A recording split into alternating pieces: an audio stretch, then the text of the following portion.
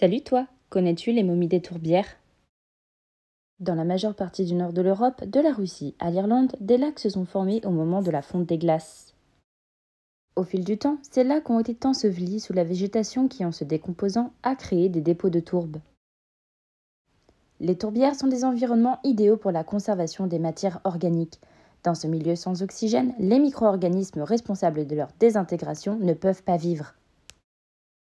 À partir du XVIIIe siècle, les paysans qui utilisaient la tourbe comme combustible ont commencé à trouver des corps humains. À la fin du XIXe siècle, on a compris que ces corps étaient très anciens, mais ils ont souvent été réenterrés et se sont rapidement décomposés. Au début du XXe siècle, les archéologues se sont rendus compte qu'ils témoignaient d'un aspect important de la vie préhistorique dans le nord de l'Europe. Après la Seconde Guerre mondiale, les conditions économiques difficiles ont entraîné une utilisation accrue de la tourbe pour le chauffage, mais aussi pour la cuisson. Ceux qui l'exploitaient savaient comment contacter les autorités s'ils tombaient sur un corps, et les archéologues arrivaient très rapidement sur les lieux.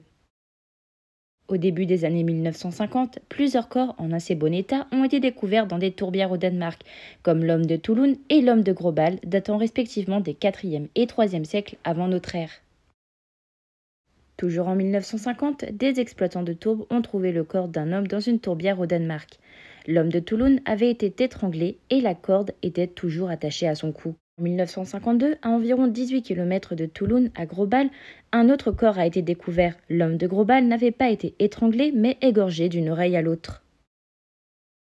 La plupart des corps découverts dans les tourbières datent, selon la datation par le carbone 14, des derniers siècles avant notre ère et des premiers siècles de notre ère. Presque tous ces individus ont été tués violemment. Il s'agit de l'une des pratiques les plus étonnantes des sociétés de l'âge du fer dans le nord de l'Europe.